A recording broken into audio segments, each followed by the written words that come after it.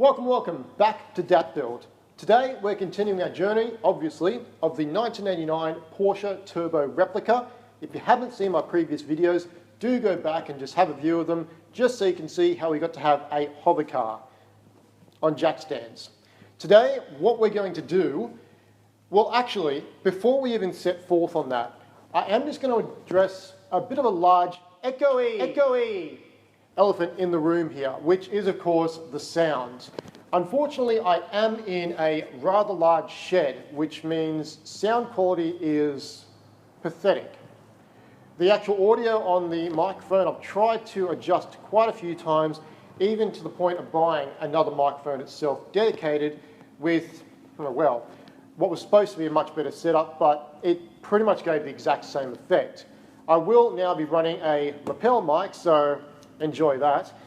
It does sound a little better. This is pretty much the best I can do. Unfortunately, until I actually get to a smaller or more padded situation, the audio is just going to be what it is. Sorry guys, hopefully it's not too bad. Anyway, back to the car. We are going to be dismantling things now. The mechanical side of things, the engine is now running. We know it runs. Brakes. A bit of a failure on that part. Front calipers seized, rear brakes. This side's completely shot, that side's perfectly fine. No idea what went on there beforehand, but regardless. So we're going to start ripping the dash out, I think, and maybe the seats as well. Just get a bit of a look at the underpinning of the actual car, and then we'll go from there, I suppose. Let's dig in. So we'll start off easy.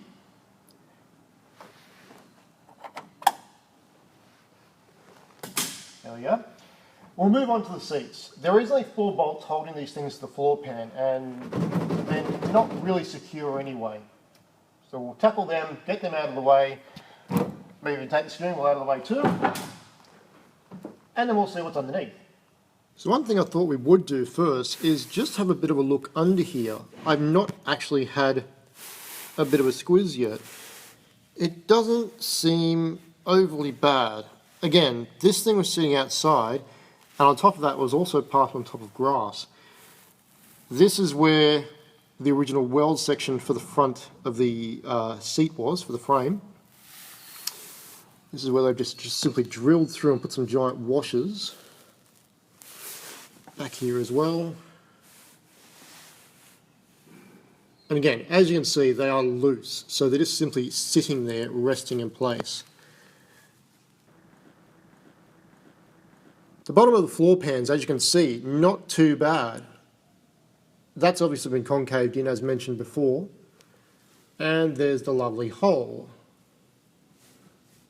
But overall, it's pretty clean. I mean, this has actually been sealed, I would think, at some point.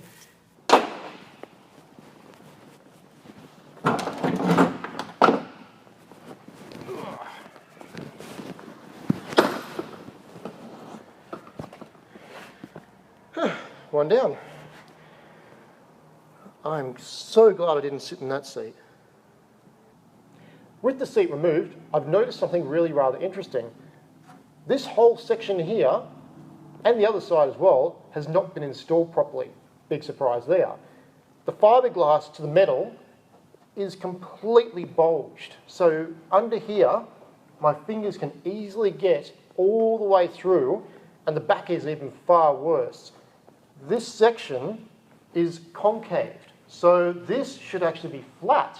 This whole thing should be pushed back a bit further to kind of prop up, which means, fingers crossed, up to here is just getting pulled down, because all this here is just kind of dragging on everything. I'm really hoping that once I take it off, it kind of pops back into shape, and then when I go to redo it properly, it may actually sit correctly, which means that I do not have to worry about modifying this. I just need to line the roof up first before I bolt everything down, so I know if it's actually sitting properly in place. I'm really hoping, I'm kind of rushing now to get to that point in time so I can find out if that is true. If it is, that's going to save me so much hassle in the future. We'll finish off for now with removing the dashboard. I'm fairly certain there's not a lot holding this in place. I have seen a couple of small screws and bolts, not a lot. The steering column itself simply has one bolt through the guts here. Having said that, I've no idea what size they've used, and the bolt head has also gone into the structure here. So I've got to figure out a way to get to the top nut to undo that, to drop that down. I'm just going to start fishing around and hopefully pull everything out as I go.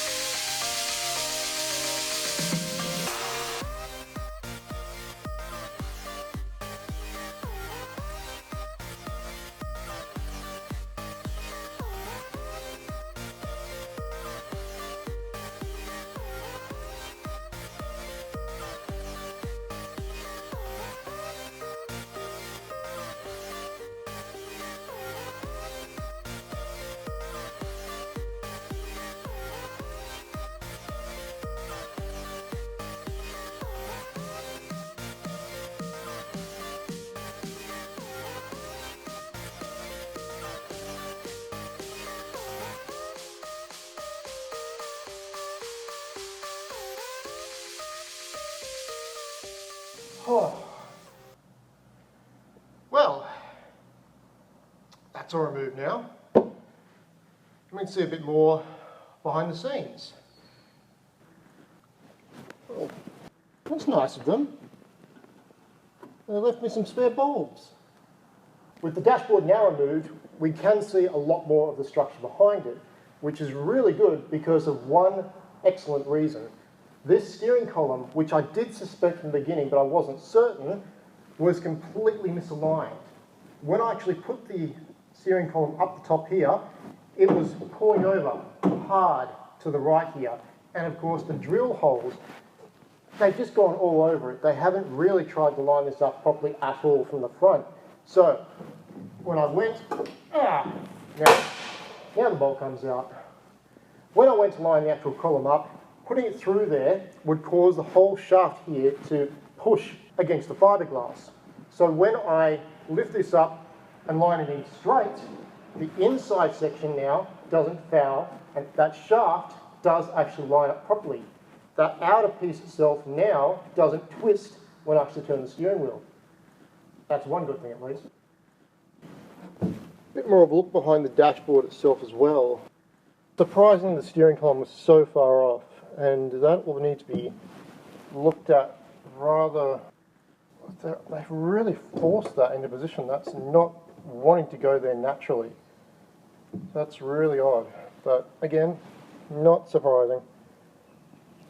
These cutouts though are just ridiculous. But, oh, okay, I think, ooh, hang on. Sorry for the freehand guys, but this is, that's how, up until this point I've been completely baffled, and for some reason now the backlight turned off. There we go. I've been completely baffled with how they actually, oh gosh, assembled this, so the actual, I keep touching that, don't I?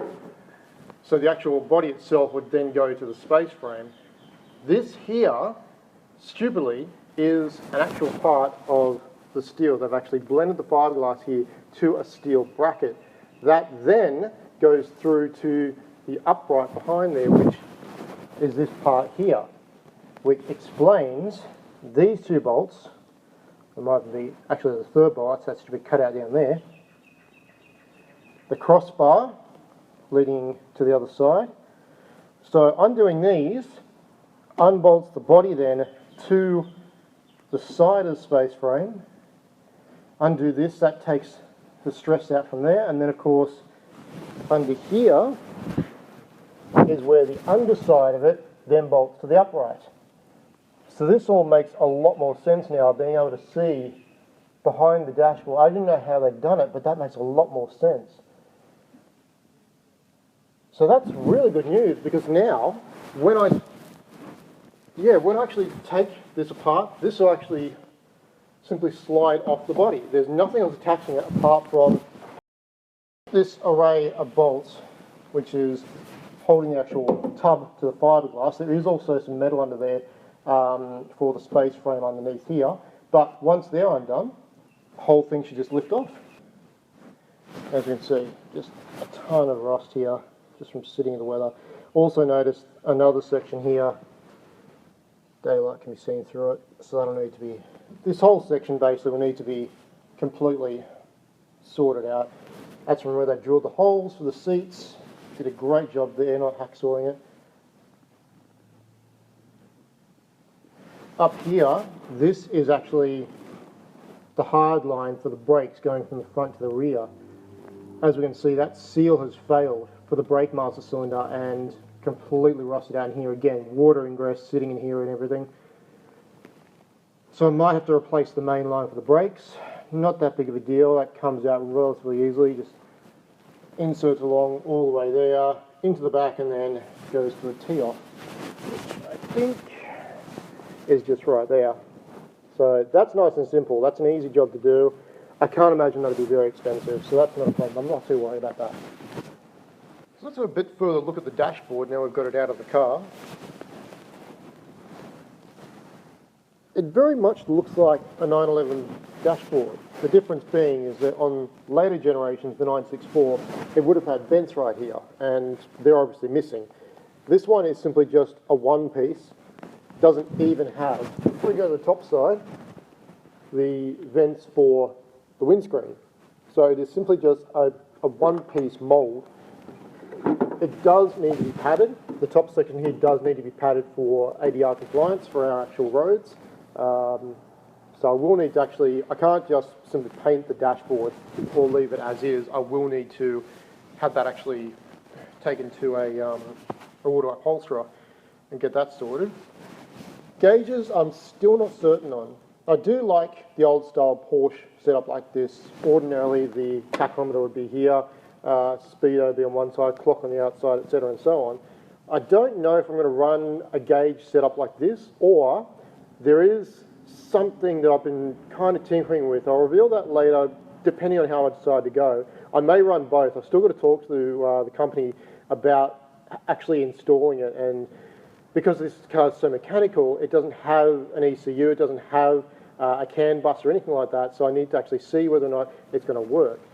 But just flipping it over, and half this stuff's going to fall out now, but it doesn't matter, I'm not reusing it anyway. Yep, there we go. That's one gauge completely disappeared. Whoop, and another. So the way they've actually done the securement is just having a lip here and then obviously some bolt holes through it. One thing I have noticed though, there is a tiny bit of separation, but it seems to be solid. I can't, that's actually moving with the top section, which is good because it means it's not going to come apart. Yeah, so it's skinned on top of the, it's actually been blended in, so that's solid. I mean, this is a really thick, I think it's just as thick as the panels on the body itself. So the body, really thick panels. I think the dashboard, they've done it in the same sort of thickness. This part here feels a bit thinner, a bit flaky. But again, this will basically all be covered over anyway. So that's going to do it again today, guys. Thank you very much for joining me. As always, like, subscribe, comment below, etc. and so on. Tell your friends, tell your family, tell your neighbour about who you're having a dispute with over which starter Pokemon was the very best. Until next time, cheers, guys.